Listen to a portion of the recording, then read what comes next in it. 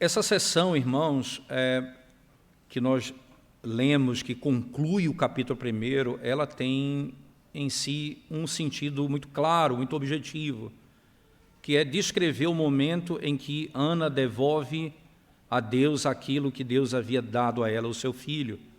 Então, houve um acordo, e eles estão, então, cumprindo aquilo que foi acordado, isto é, ela fez um voto ao Senhor e ela agora está cumprindo o seu voto. Então, aquilo que ela disse, ela está cumprindo. As palavras de Ana são muito claras, que ela trouxe o que ela pediu, ela está trazendo ao Senhor aquilo que ela pediu a Deus. E ela, ao pedir a Deus, disse que entregaria o seu filho a Deus para servi-lo todos os dias da sua vida. E ela, então, aqui está cumprindo os seus votos. O que ela faz aqui, literalmente, é cumprir os seus votos. Ora, essa é o foco do texto, não é? O grande foco do texto. Mas talvez a expressão que precise ser melhor explorada para tentarmos destravar o texto melhor, podemos dizer assim, é aquilo que está descrito aqui, irmãos, no verso 23, que é de difícil tradução, podemos dizer assim. O verso 23 diz assim: respondeu-lhe Eucana, seu marido, faze o que melhor te agrade, fica até que o desmames, tão somente confirme o Senhor a sua palavra. E aqui, essa expressão, que palavra foi que Deus disse a ela? Né? Que palavra Deus vai confirmar? Então, sua aqui faz referência a ela, em termos práticos. Então, o que o texto está dizendo é que aquilo que você falou, Deus conceda que seja feito. É mais ou menos isso que o marido está dizendo a ela. Entretanto, irmãos, a maneira como está no texto hebraico, não é isso que está escrito. Está escrito assim, que Deus cumpra a sua vontade. Apenas que Deus faça a sua vontade. A vontade aqui é a vontade de Deus, não é? Porque, percebe, irmãos, só que tem um detalhe, em nenhum momento nessa narrativa Deus fala diretamente. É Ana chorando, é Ana suplicando a Deus, é Ana pedindo um filho, Deus ouvindo a oração de Ana, ela recebe o filho, e agora, do nada, o marido diz, apenas isso eu peço. E aí é o que o texto diz no 23. Então, somente te confirme o Senhor a sua palavra. Te confirme o Senhor a sua palavra. E aqui, né, normalmente as pessoas, a maioria dos comentaristas vão nessa linha de dizer que aqui é a palavra de Ana, certo? Outros vão dizer, não, é a palavra de Deus, mas no sentido da maneira, da providência dele, como ele governa. O ponto aqui, irmãos, é que o que nós estamos diante é de uma expressão usada por Eucana, que mesmo mostrando que Deus não fala diretamente no texto até aqui, nós podemos dizer assim, mas essa é a história que Deus está conduzindo, onde Ele cumpre as suas promessas. O que nós temos aqui, irmãos, não é a história de Eucana, um marido que é bom, ou de Ana, uma mulher que ora e Deus ouve. O que nós temos aqui é a história do Deus que cumpre aquilo que Ele falou. O Deus que cumpre as suas promessas. E normalmente, quando a gente vai explorar um texto como esse, nós buscamos exaltar o que cada personagem fez e nos esquecemos do que Deus está fazendo na história. Toda a narrativa bíblica é uma narrativa orientada por Deus, para o propósito que Deus estabeleceu. Então, se você, por exemplo, voltar comigo lá para o texto de Êxodo, no capítulo 2, abra sua Bíblia, volte lá para o texto de Êxodo, no capítulo 2, irmãos. Você vai encontrar no capítulo 2 de Êxodo a seguinte expressão, no verso 23 a 25. A morte do rei do Egito, e diz assim o texto. Êxodo 2, 23 a 25. Decorridos muitos dias, morreu o rei do Egito. Os filhos de Israel gemiam sob a servidão e por causa dela, clamaram, e o seu clamor subiu a Deus. Veja, essa aqui é uma expressão que foi utilizada por Ana, certo? Ana, a palavra Ana em hebraico tem o sentido de favorecida, aquela que recebeu graça da parte de Deus. E aqui, entenda, irmãos, o que Deus está dizendo aqui no texto é: ora, decorridos muitos dias, morreu o rei do Egito. Os filhos de Israel gemiam sob a servidão e por causa dela clamaram. O seu clamor subiu a Deus. Ouvindo Deus o seu gemido, lembrou-se da sua aliança com Abraão, com Isaque e com Jacó. Perceba, o choro de Israel trouxe a imagem muito clara de que Deus havia feito uma promessa a Abraão, Isaque e Jacó, e que aqui ele está trazendo a memória. O texto diz: lembrou-se o Senhor do que ele havia prometido a Abraão, Isaque e Jacó. E aí ele diz: e viu Deus os filhos de Israel e atentou para a sua condição. Capítulo 3, verso 7 do mesmo livro de Êxodo. Disse ainda o Senhor: certamente vi a aflição do meu povo, que está no Egito, e ouvi o seu clamor por causa dos seus exatores. Conheço-lhe o sofrimento. Conheço-lhe o sofrimento. Eu sei o que aconteceu. Eu ouvi a oração do meu povo. Eucana diz nas suas palavras, no verso 23, tão somente te confirme o Senhor a sua palavra. Tão somente o Senhor confirme aquilo que ele falou. No capítulo 1 do livro de Samuel, irmãos, você vai encontrar, no verso 1, capítulo 11, veja as palavras de Ana.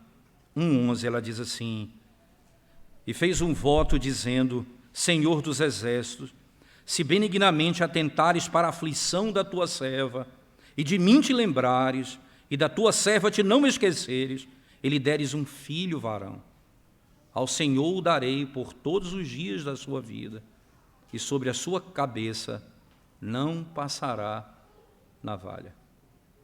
Se o Senhor atentar para a minha aflição, se o Senhor ouvir a minha angústia, e o Senhor me responder, o Senhor não se esquecer de mim.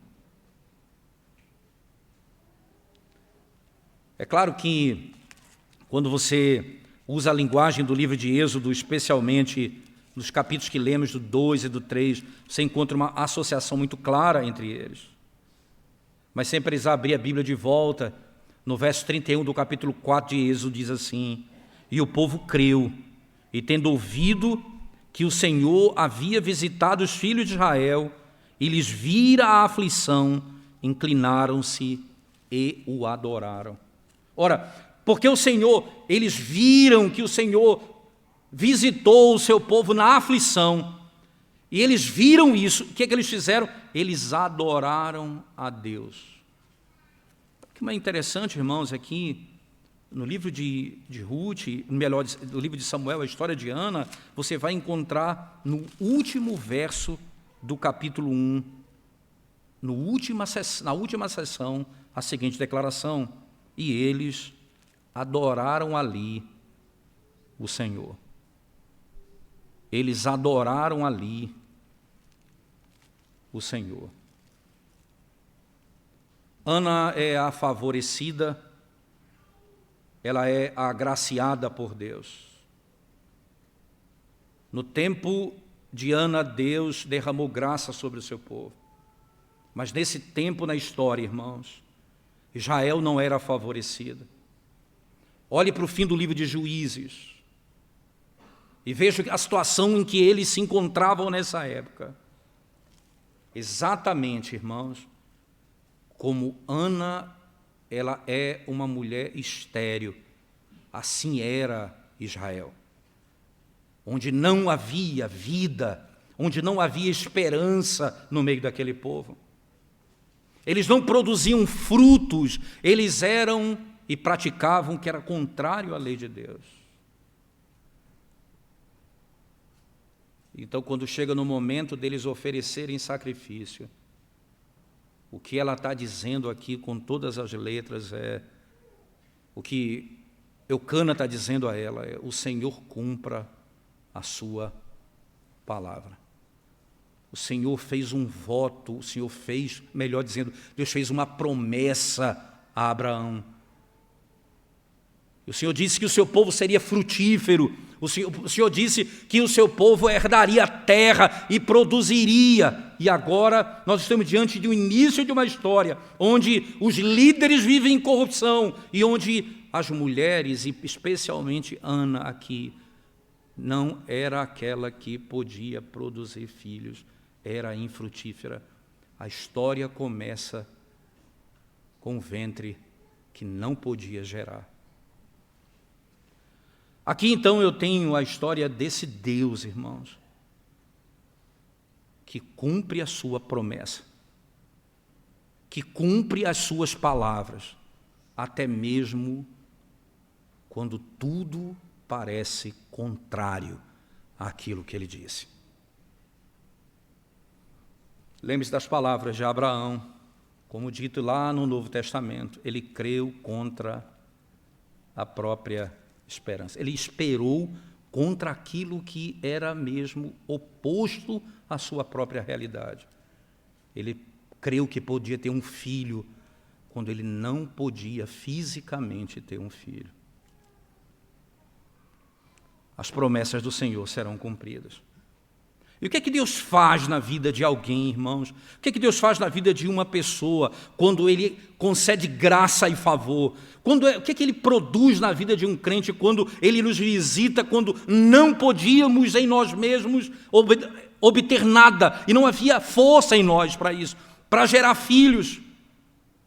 Não podíamos ter a nossa própria salvação, a vida eterna. O que poderíamos fazer? E aqui a história então se revela o Deus que revela o seu favor, que cumpre suas promessas, produz corações frutíferos a Ele e restaura a sorte do seu povo. Voltemos então para o nosso texto especificamente, e a partir dessa chave, eu posso dizer assim, como está no verso 23, nós podemos ler de volta o texto que aqui se encontra, nós podemos ler de volta o texto como ele se coloca diante de nós. Preste bem atenção, irmãos, na sequência do texto, a partir dessa seção do verso 20, especialmente. E ela concebeu e, passado o devido tempo, teve um filho, a que chamou Samuel, por dizia: do Senhor o pedi. E aqui entra, irmãos, a discussão sobre a origem do nome de Samuel. Domingo passado eu coloquei a coisa bem en passant, não é? Falando que o nome de Samuel significava Deus ouviu, né? A minha oração. Mas aqui tem um jogo de palavras muito importante. Se você pegar os comentaristas, seja ele mais técnico ou devocional, eles vão caminhar numa discussão muito grande, porque não é muito certo qual é exatamente a raiz do nome de Samuel. Por que não é muito certo? Porque a palavra Samuel, que você tem a palavra Shem, não é? A palavra Shem em hebraico significa nome. Nome. Só que o que nós temos em jogo aqui, irmãos, tecnicamente o nome dele seria o nome de Deus, então ele é de Deus. Seria essa a ideia. E o que princípio estaria aqui? O princípio de que Samuel, ele é simplesmente aquele que Deus deu como resposta à oração de Ana. O que Ana pede a Deus? Um filho. Ela não podia ter filho. Mas quem foi que impediu Ana de ter filho? O próprio Deus, diz o texto. Deus foi que fechou a madre de Ana. E quem é que podia abrir a madre de Ana? Deus. Então, ela coloca o nome de Deus como sendo Deus é aquele que deu o nome. Mas o problema é que o jogo de palavras começa a partir do verso 17. Preste atenção comigo, irmãos, no capítulo 1, verso 17. Diz assim: Então lhe respondeu Eli: vai-te em paz, o Deus de Israel te conceda a petição que lhe fizeste. Deus te conceda a petição. A palavra petição aqui, o pedido, né, é um termo, irmãos, que também vai servir para o nome Saul. É muito interessante isso. A palavra pedir em hebraico, como está posto aqui, exatamente a mesma palavra para Saul. Aqui a questão é, nós estamos pedindo o quê? E Deus nos ouve quando pedimos. O que foi que Israel pediu? Entende? E esse termo só vai aparecer de novo, essa palavra, em 1 Samuel, depois do capítulo 1, em 1 Samuel, capítulo 8, verso 20, onde diz assim: para que sejamos também como todas as nações, o nosso rei poderá governar-nos, sair adiante de nós e fazer as nossas guerras. Para que sejamos também como todas as nações, o nosso rei poderá fazer isso. Você vai encontrar, irmãos, no verso 10 em particular desse capítulo, referiu Samuel todas as palavras do Senhor ao povo que lhe pedia um rei. Essa palavra pedir volta somente aqui. Ela aparece no capítulo 1, ela some do livro e ela só aparece agora no capítulo 8. Ana pede um filho, Israel pede um rei. O Senhor ouve um e atende o outro como juízo para eles. Por que o nome pedir aqui é tão importante no texto, irmãos? Por que é tão importante esse termo? Volte comigo ainda para a mesma seção e você vai encontrar, entenda, no verso 27 e 28. Veja o verso 27 e 28 do capítulo 1. E diz assim: por este menino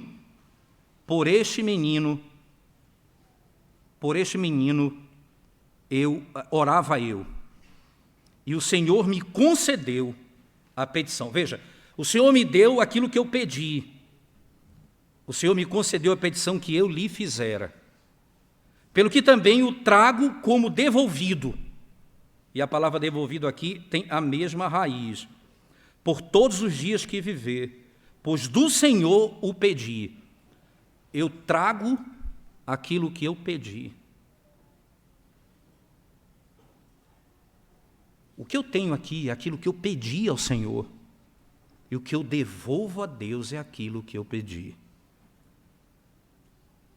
Eu trago aquilo que eu pedi. Tecnicamente, o nome Samuel, não há como você resgatá-lo simplesmente pela questão do termo hebraico em si. Não tem como resgatá-lo simplesmente por isso. Por exemplo, você vai encontrar vários exemplos disso no Antigo Testamento. Você tem ali um tipo de assonância, são palavras que trazem, você vai, quando lê em hebraico, você lê e lembra do nome. Então, por exemplo, o nome Noé em hebraico, que é Noar. O texto diz que ele vai se chamar Noar para dar descanso à terra. Só que a palavra descanso é Nuar. E a palavra Noé, Noar. Mas não é a mesma raiz. Então, o que é que acontece? Quando você fala a palavra Noar, você traz à memória a palavra Nuar, que é a palavra descanso. Assim também, a palavra Samuel, quando você escreve, você não vai trazer à memória simplesmente o que está escrito, em outras palavras, Deus deu um filho a ela. Ou melhor, que na realidade seria nome de Deus, mas quando você lê o nome Samuel, você tem a memória que ele foi dado por Deus. Ali, no conceito eu estou devolvendo o que eu pedi.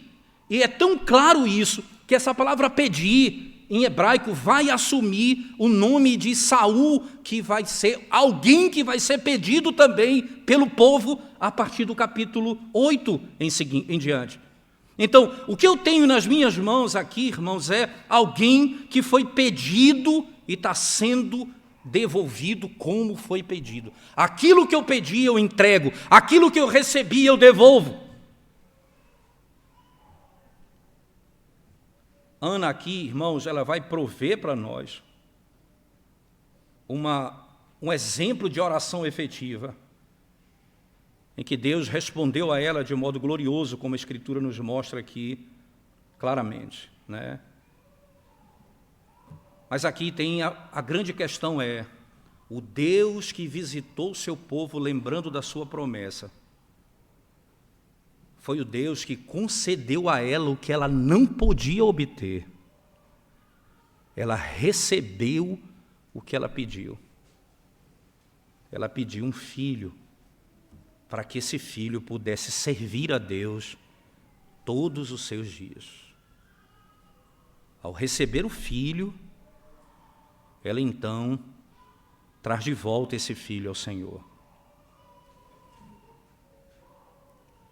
Será que Ana vai fazer aquilo que ela prometeu? Como ela votou? Ela vai cumprir o voto de consagrar o seu filhinho, um único filho, ao serviço de Deus? Ou uma vez que ela pegar a criança, ela vai pensar diferente, olha, eu vou pegar essa criança no braço, eu vou ficar com ele, eu vou ficar até a fase adulta.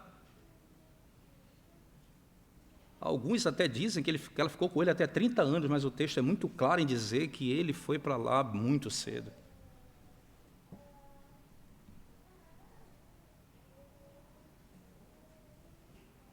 Que coisa, porque muitas vezes as promessas que fazemos durante tempos difíceis, irmãos, muitas vezes são esquecidas quando os problemas passam. As promessas que fazemos quando estamos vivendo os dias difíceis passam e nós rapidamente nos esquecemos. Ela não seria a última a fazer isso, não seria a primeira, nem muito menos a última a fazer isso. Talvez Deus tivesse entendido, eu vou entender você, porque você está ajustando, é difícil uma mãe que nunca teve um filho, ter uma criança, entregar assim, eu entendo você ficar com seu filho. Que coisa, irmãos, quando nós pensamos acerca da resposta de Ana ao nascimento do seu filho, nós podemos pensar como Deus lida com os votos, quando nós fazemos votos a Ele. Nós acabamos de ler pela providência de Deus o livro de Eclesiastes, no capítulo 5. Na providência divina, os dois textos estão casados, e lá em Eclesiastes nós temos uma descrição exata dos votos que fazemos e não cumprimos. É melhor não votar, diz o Senhor, do que votar e não cumprir. O próprio texto diz, sejam poucas as suas palavras diante do Senhor. É isso que Ele claramente mostra ao seu povo.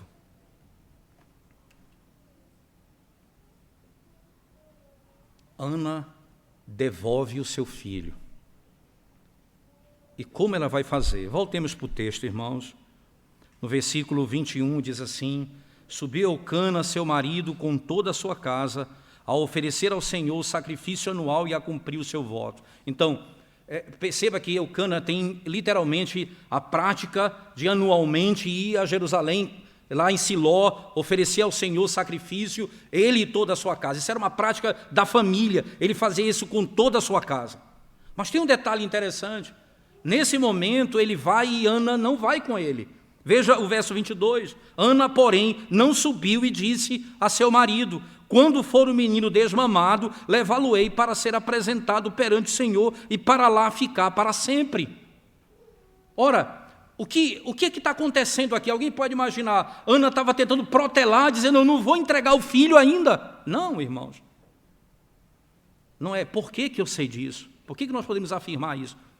Da maneira como ela, quando sobe, oferece a Deus o que ela entrega a Deus.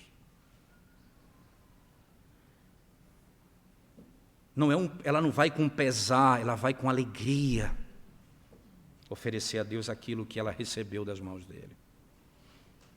Olhe para o texto comigo e veja, assim que o menino for desmamado. Essa é uma expressão interessante, não é? Você tem num livro um livro apócrifo, que é Macabeus, Você tem lá no livro de 2 Macabeus uma informação que diz o seguinte, que uma criança desmamada era em torno de 3 a 4 anos. Então, você pega um pouco da história e você vai entender que ali por volta dos 3 anos, no máximo 4 anos, a criança era desmamada. É assim que se fazia naquela época. O que aconteceu aqui? Quando ele atingir essa data, eu vou lá entregá-lo ao Senhor. E aí no 23, veja, irmãos, ela fala assim com seu marido e ele precisa concordar. Porque que harmonia há nesse casamento? Aquele homem que vê a mulher chorando por não ter filho e diz, eu não sou para você melhor do que 10 crianças, tentando consolá-la, mas era inadequado aquele consolo naquele contexto. Entretanto, agora ele concorda com ela, mais uma vez, e diz, respondeu-lhe Eucana, seu marido, faze o que melhor te agrade. Faze o que melhor te agrade. Fica até que o desmames, tão somente confirme o Senhor a sua palavra. Assim ficou a mulher e criou o filho ao peito até que o desmamou. 3 anos, ela estava pronta para entregar a criança. O texto foi claro, veja só, irmãos, o texto é claro em dizer que ela, ao fazer isso, ela mostra um coração profundamente grato ao Senhor. Um coração grato ao Senhor. Por quê?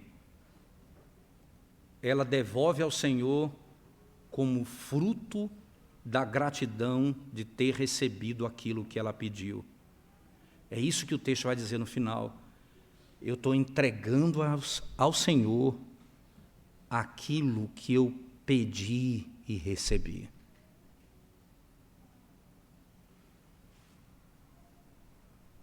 O texto mostra essa clareza, irmãos, pelo fato dessa alegria ser manifestada. É só você olhar comigo no verso 24, diz assim, havendo-o desmamado, levou-o consigo com um novilho de 3 anos, um efa de farinha e um odre de vinho, e o apresentou à casa do Senhor, a Siló. Era um menino ainda muito criança. Não tinha 30 anos, ele era muito criança. Ora, isso aqui não é um padrão para que as mães ofereçam seus filhos na igreja, não é isso, irmãos. Você não vai oferecer seu filho, não é esse o ponto, mas lembre-se, aqui o Senhor está ouvindo, está cumprindo as suas promessas, Ele está levantando aqui de novo a herança que vai trazer redenção para Israel. Ana faz parte dessa história, a partir da súplica e da oração, o Senhor cumpre suas promessas aqui.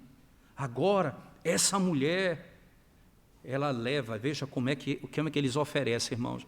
E aqui tem uma discussãozinha textual, eu não quero importuná-los muito com essa coisa do texto hebraico, mas é muito importante pelo fato, irmãos, de que na nossa tradução não está muito coerente. Veja, quando diz assim, como um novilho de 3 anos. Veja, essa palavra 3 anos não tem em hebraico. O que tem em hebraico é 3 novilhos. O que tem aqui são 3 novilhos.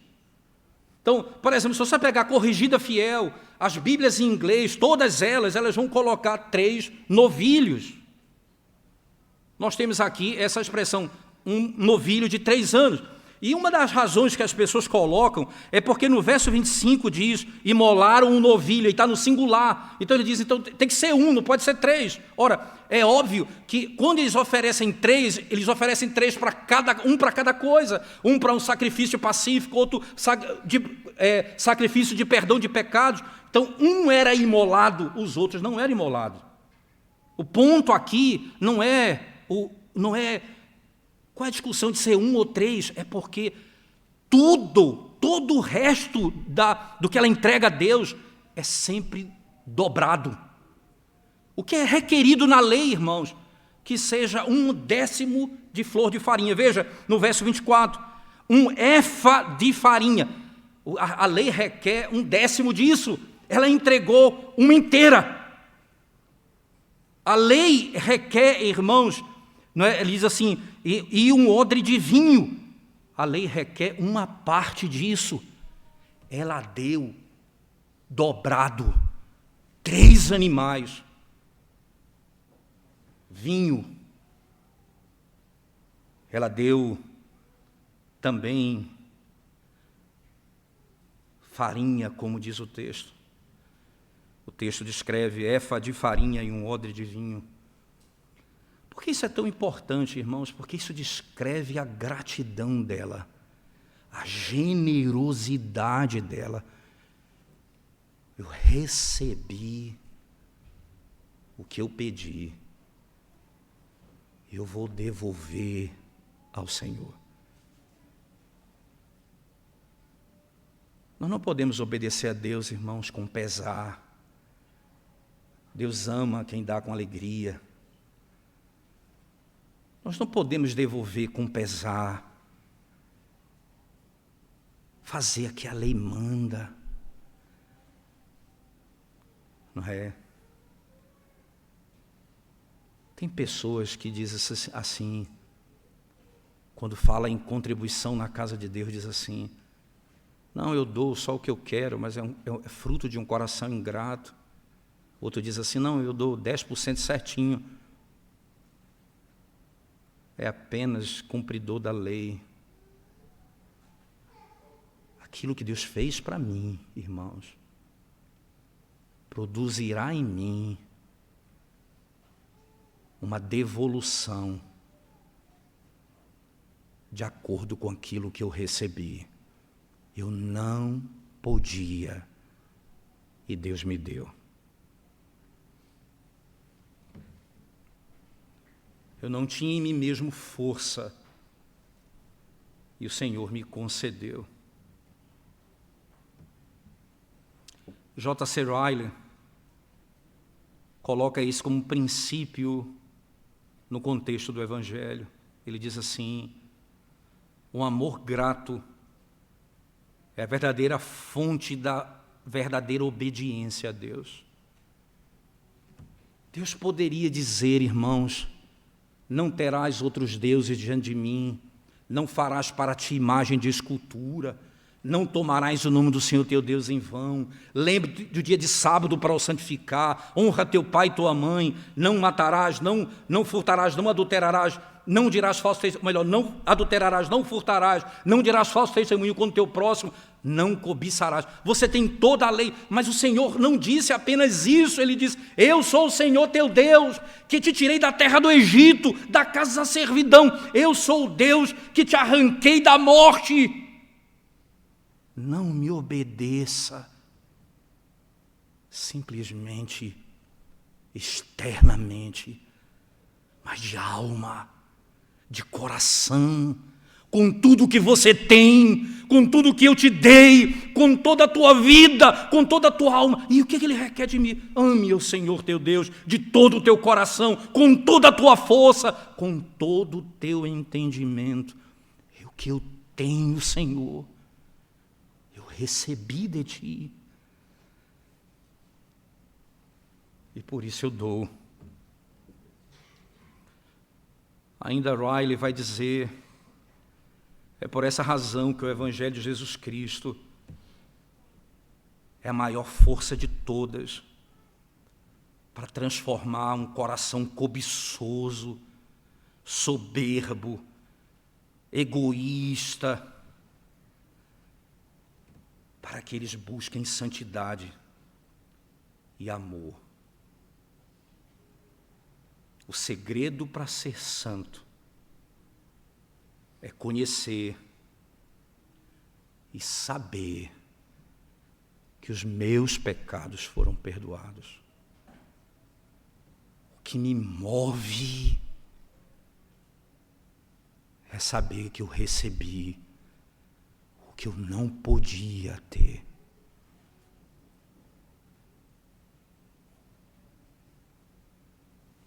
Nós não vamos fazer os nossos filhos obedientes meramente dando regras a eles, mas ensinando o Evangelho a eles, para que eles amem a Cristo, Sejam gratos a Cristo por tudo que Ele fez. E a lei diz, ofereça um novilho, eu entrego 3. A lei diz, ofereça uma 1/10 de uma efa de farinha, eu entrego uma inteira. Ofereça uma parte do vinho, eu dou todo. A lei diz,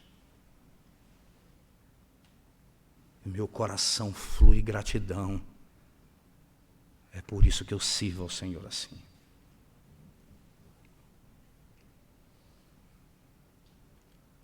Ela não é apenas grata, irmãos, ela foi fiel a Deus. Porque ela fez um voto e ela cumpriu o voto que ela fez. Você precisa ter gratidão e ser fiel a Deus. Aquilo que o Senhor requer de você, você precisa buscar fazer. E é isso que o Senhor requer de cada um de nós naquilo que nós fazemos.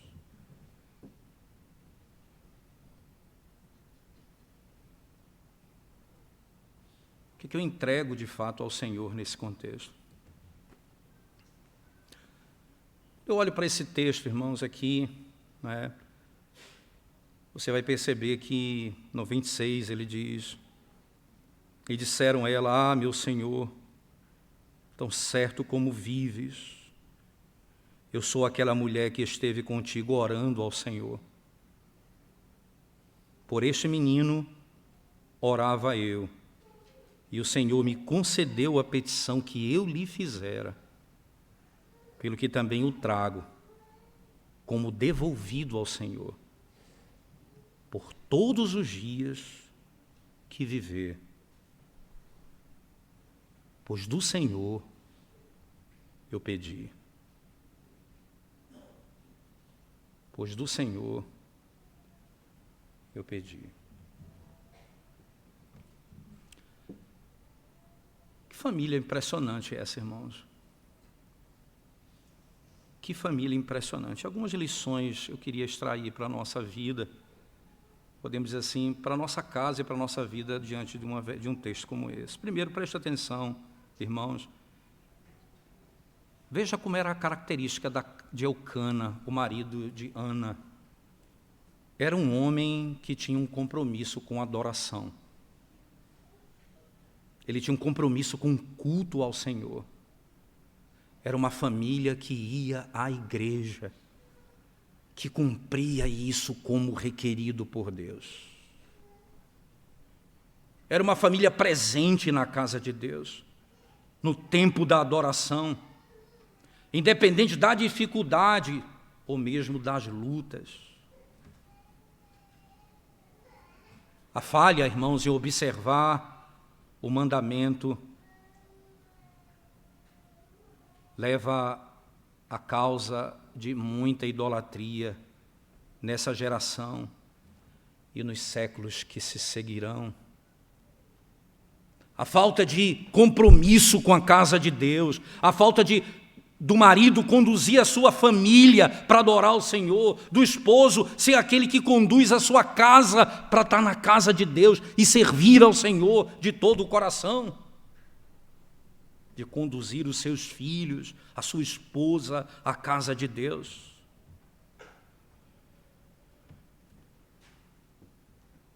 O Senhor é digno de receber nossa adoração, irmãos, porque assim como eles oferecem a Deus até muito mais do que aquilo que a lei requer, eles revelam que eles faziam aquilo de coração grato a Deus de fato. Mas um elemento interessante ainda que nos chama a atenção é que a maneira como Ana e Eucana vão prover um modelo valoroso na atitude que os pais devem ter para com seus filhos. Os pais, muitas vezes, dos nossos dias, são motivados por pensamentos mundanos, no que diz respeito aos seus filhos e filhas. Uma das razões porque muitos dos jovens, irmãos, que são criados na igreja, chegam a abandonar a sua fé, é porque a única coisa que os seus pais dirigem eles é pelos caminhos desse mundo. Os pais ensinam eles a sonharem, a terem sucesso nessa terra, a serem ricos, a amar a beleza e o talento e a glória dessa terra.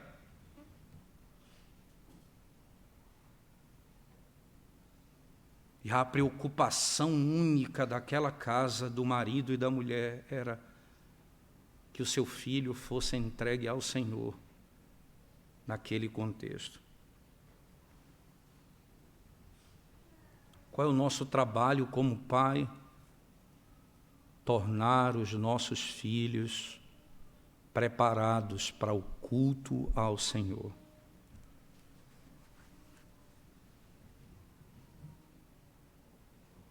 Ana podia devolver o filho a Deus, porque ela sabia que primeiro ele pertencia a Deus. Não pertencia a ela, mas a Deus.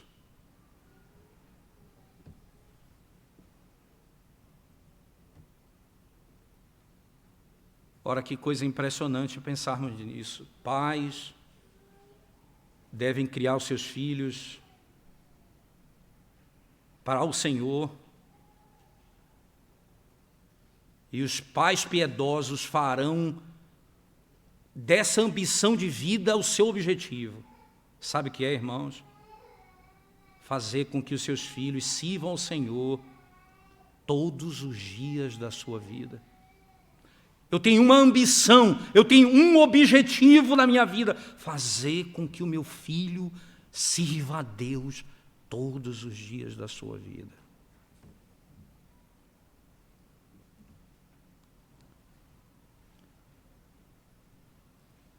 Matthew Henry, quando comenta esse texto,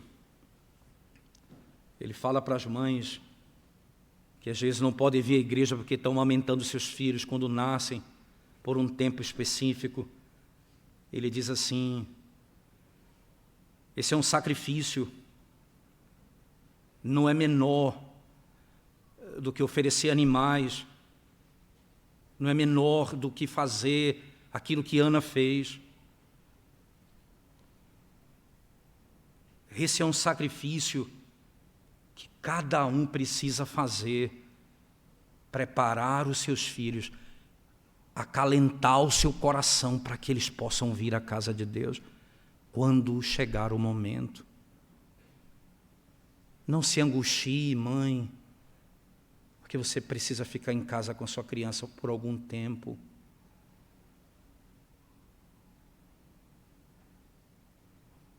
Esteja no seu coração o desejo de logo, logo estar na casa de Deus, como Ana fez.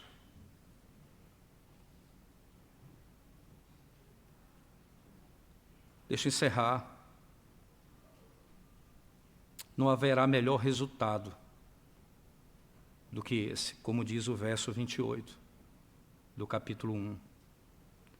Pelo que também trago como devolvido ao Senhor, por todos os dias que viver, pois do Senhor o pedi.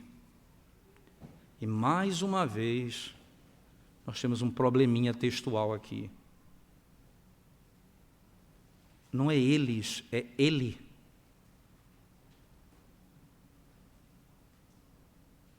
Não é eles, é ele. Literalmente em hebraico é a terceira pessoa do singular. Não é a terceira pessoa do plural. Não foi eles que adoraram, não. Diz o texto, e ele adorou ali o Senhor. Quem ele adorou, irmãos? Samuel, 3 anos de idade, foi trazido à casa de Deus, e ali ele adorou o Senhor. E é esse o maior e mais glorioso objetivo de um pai, é trazer o seu filho à casa de Deus, para que lá ele adore o Senhor. Ali ele o adorou.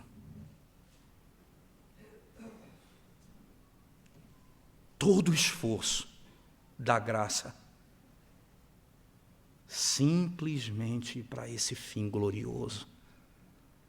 Todo o esforço seu, todo o cansaço seu, mãe, todo o esforço seu, minha irmã, toda a luta sua com seus filhos, não é em vão se o seu filho se curvar diante de Deus e adorar o Senhor, como Samuel fez.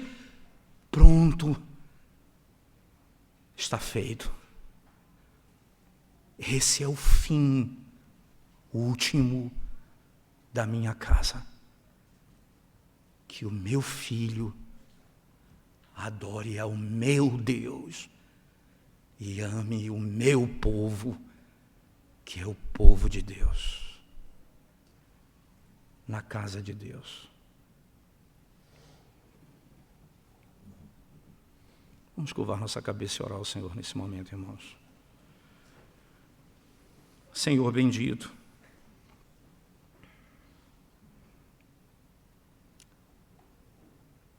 nós nos curvamos diante da Tua presença mais uma vez, reconhecendo, ó Deus, que Tu és o Deus que ouve a nossa oração e o Deus que nos ensina a obedecer com alegria, a conduzir nossa casa em adoração, buscando ver os nossos filhos na Tua presença. Concede-nos nessa terra ver os nossos filhos declarando o amor a Ti, ó Deus, Te servindo de todo o coração, ó Deus, tendo prazer na casa do Senhor, ó Deus. Ajuda-nos. Em nome de Jesus nós oramos. Amém. Coloquemos-nos de pé, irmãos, mais uma vez. Nós vamos cantar ao Senhor.